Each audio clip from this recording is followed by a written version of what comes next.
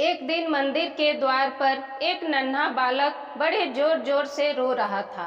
मंदिर के पुजारी ने उस बालक को उठाकर चारों तरफ देखा, पर वहां कोई नजर नहीं आया। उस बालक को लेकर पुजारी मंदिर में चले गए। वह मंदिर गांव के बाहर था। पुजारी जी उस बालक के माता पिता का पता लगाने का बहुत प्रयास किया, लेकिन कुछ पता नहीं चला और ना ही गांव का कोई व्यक्ति उस बालक को अपनाने के लिए तैयार हुआ। तब पुजारी जी उस बालक का पालन पोषण करने लगे। पुजारी जी उस बालक का नाम भोला रख दिया। गांव के भक्तों से जो कुछ मिलता उसी से भगवान शिव जी का, पुजारी जी का और उस बालक भोला का किसी तरह गुजारा होता। अगर किसी दिन कम पड़ता तो पुजारी जी भगवान शिव का भोग लगाते और बालक को प्रसाद देते और खुद गंगा जल पीकर रह जाते। समय के साथ भोला बड़ा हो रहा था और पुजारी जी के कामों में हाथ बटाने लगा था। पुजारी जी वृद्ध हो गए थे। उन्होंने भोला को मंदिर के सभी काम और महादेव की पूजा और भोग लगाने की विधि अच्छे से बता दिया और पुजारी जी एक स्थान पर बैठकर शिव जी का जाप करते रहते। एक दिन मंगलकारी महादेव का जाप करते करते पुजारी जी के प्राण छूट गए। अब भोला का शिव शंकर महादेव के अलावा कोई नहीं था। बालक भोला को पुजारी जी की 3 बातें अच्छे से याद थी। पहला, महादेव को हमेशा ताजी गर्म रसोई का ही भोग लगाना। दूसरा, महादेव को भोग लगाए बिना कुछ भी नहीं खाना। तीसरा, महादेव पर विश्वास रखकर किसी वस्तु का संग्रह नहीं करना। यदि कोई सेवक पहले से बना भोजन या मिठाई मंदिर में लाता तो बालक भोला उसको सभी में बांट देता और हमेशा ताजी और गर्म रसोई का महादेव को भोग लगाता। उसके बाद स्वयं प्रसाद ग्रहण करता और सबको बांट देता। जिस दिन रसोई बनाने के लिए सामान नहीं रहता तो महादेव और बालक भोला दोनों गंगा जल पीकर रह जाते। एक बार कई दिनों से मूसलाधार बारिश हो रही थी। इससे मंदिर में कोई भक्त नहीं आया, ना ही रसोई का सामान आया। 4-5 दिनों से बालक भोला गंगा जल से महादेव को भोग लगाता और खुद भी गंगा जल पी लेता। यह गौरी शंकर भोलेनाथ को देखा नहीं गया। उनका भक्त कई दिनों से भूख से तड़प रहा था। भोलेनाथ ने एक महाजन के नौकर का रूप धारण करके रसोई की सामग्री लेकर बारिश में भीगते हुए बालक भोला से बोले, पुजारी जी, मेरे मालिक ने रसोई की सामग्री भेजी है। बालक भोला सामग्री लेकर उनको आशीर्वाद दिया और रसोई बनाकर भोलेनाथ का भोग लगाया और स्वयं प्रसाद ग्रहण किया। इसी तरह 3-4 महीने तक भगवान भोलेनाथ नौकर के रूप में आकर रसोई की कच्ची सामग्री दे जाते। एक दिन भोलेनाथ नौकर का रूप धारण कर सामग्री देने आए तो बालक भोला ने कहा, भाई, आपसे रोज रसोई की सामग्री आपके सेठ जी भेज देते हैं, पर वह आज तक कभी मंदिर प्रसाद ग्रहण करने नहीं आए। आज आप बोल देना, कल वह मंदिर जरूर आए प्रसाद ग्रहण करने। नौकर बने भोलेनाथ बालक भोला की बातों से घबरा गए और बोले, पुजारी जी, मैं तो रोज सामग्री लेकर आता हूँ, तो सेठ जी का आना जरूरी है। बालक भोला बोले, आपके सेठ धर्मात्मा हैं, उनको मंदिर ना आने से मैं दुखी हूँ। उनसे बोल देना, अगर वे नहीं आए तो कल मैं यह रसोई का सामग्री नहीं लूँगा। उसके बाद बालक भोला मंदिर में चले गए। दूसरे दिन रसोई की सामग्री कुछ ज़्यादा लेकर गौरी शंकर महादेव नौकर के रूप में आए और बालक भोला को दिया। ज़्यादा सामान देखकर भोला ने पूछा, आज ज़्यादा सामग्री क्यों लाए हैं?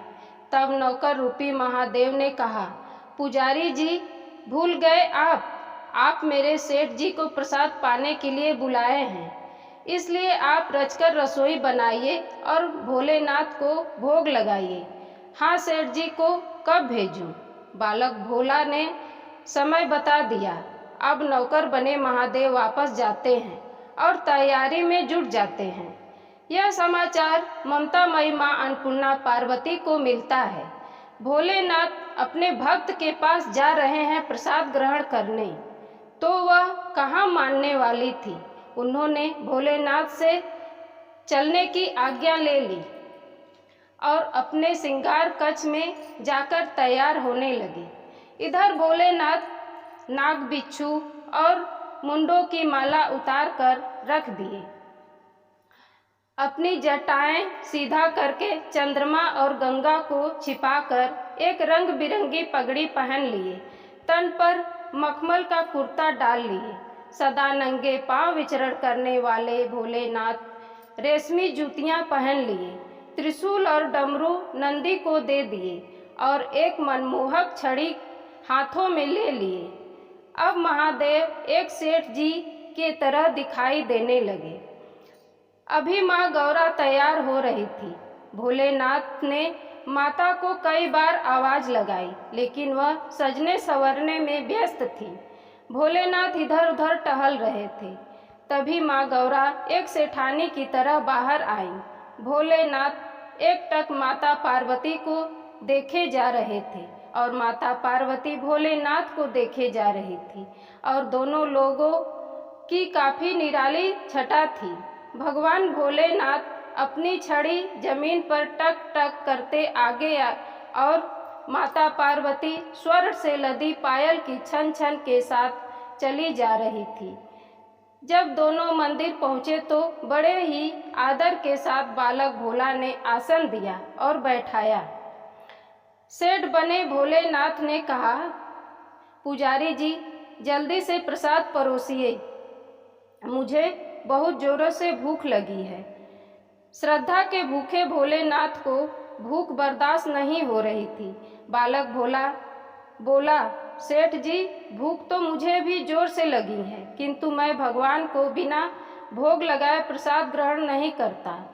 सेठ बने भोलेनाथ ने कहा, पुजारी जी आप भगवान को भोग लगाएं, तब तक मैं पत्तल परोसता हूँ। बालक भोला सेठ जी बने भोलेनाथ को डांटते हुए बोला, जब तक मैं भगवान भोलेनाथ को भोग लगाकर नहीं आता तब तक आप रसोई के पास भी नहीं जाइएगा। चुपचाप यहीं बैठकर ओम नमः शिवाय का जाप करिएगा। मैं भोग लगाकर आपको पेट भर भोजन कराऊंगा। सेठ बने भोलेनाथ डांट खाकर चुपचाप बैठ गए। सेठानी बनी माँ पार्वती भोलेनाथ की यह दशा देखकर बड़ी मुश्किल से अपनी हंसी रोक रही थी। जैसे ही भोला भगत भोग लगाने गया, वैसे ही सेठ बने गौरी शंकर भोलेनाथ चुपके से रसोई में गए और एक एक व्यंजन चखने लगे। भोले बाबा प्रसाद को चख कर आश्चर्यचकित थे। खीर में नमक भरा हुआ था, सब्जियां चीनी से भरी थी। जैसे भोलेनाथ ने रोटी का एक टुकड़ा मुंह में डाला, वे सी करते वहां से भागे और आसन पर बैठ गए। माँ पार्वती यह हालत देखकर खिलखिलाकर हंस पड़ी। भोलेनाथ कुछ कह पाते, तभी भोला भगत ओम नमः शिवाय कहता हुआ आ गया और भोग का प्रसाद रसोई में मिलाकर सेठ जी को प्रसाद परोस कर बोला, अब आप पेट भर प्रसाद पाइए। भोलेनाथ अपने भक्त के हाथों की जोरदार रसोई का स्वाद ले चुके थे। उनकी हिम्मत नहीं पड़ रही थी और प्रसाद ग्रहण करने की। भगवान भोलेनाथ कभी भक्त भोला को देखते तो कभी सेठानी बनी माता पार्वती को देखते। माता पार्वती भोलेनाथ की तरफ देखकर अपनी हंसी रोकने का भरपूर प्रयास कर रही थी। भोलेनाथ के पसीने छूट रहे थे। तभी भोला भगत बोला, अब क्या हुआ सेठ जी?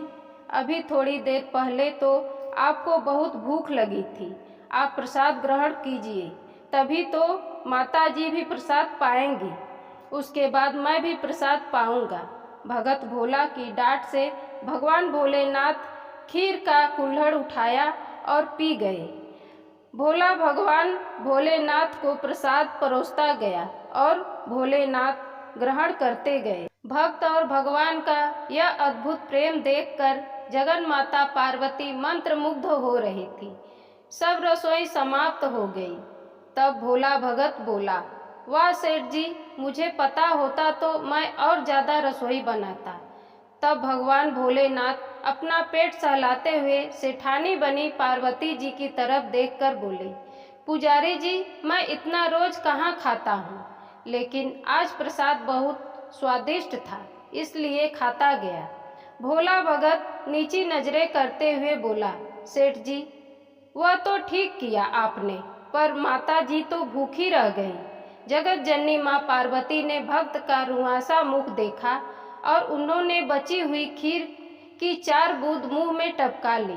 भगवान भोलेनाथ का भोग लगाया हुआ प्रसाद अलौकिक स्वादिष्ट था। ऐसी सुगंध से भरी मीठी खीर चखकर जगत जननी तृप्त हो गई। उनके तृप्त होते ही संपूर्ण प्राणी तृप्त हो गए। भोला भगत बोला, सेठ जी, आपने और माता जी ने प्रसाद ग्रहण कर लिया, मुझे संतोष मिल गया। आप दोनों ने प्रसाद ग्रहण कर लिया, समझ लीजिए मेरा भी पेट भर गया। परंतु मैं भी एक दाना प्रसाद ग्रहण कर लेता हूँ, जिससे भगवान भोलेनाथ के प्रसाद का अनादर ना हो। इतना बोलकर भगत भोला खीर का एक दाना मुंह में डाल लिया। चावल के दाने को कंठ में जाते ही सभी सांसारिक इच्छा समाप्त हो गई। उसके ज्ञान चक्षु खुल गए। उसकी जन्म जन्म की भूख प्यास मिट गई। उसने देखा उसके सामने तीनों लोकों के स्वामी भगवान शिव शंकर और जगत जननी माँ पार्वती मुस्कुराते हुए आशीर्वाद के मुद्रा में खड़े हैं। भोला दौड़कर उनके चरणों में गिर पड़ा और उन्हीं में समा गया। हर हर महादेव।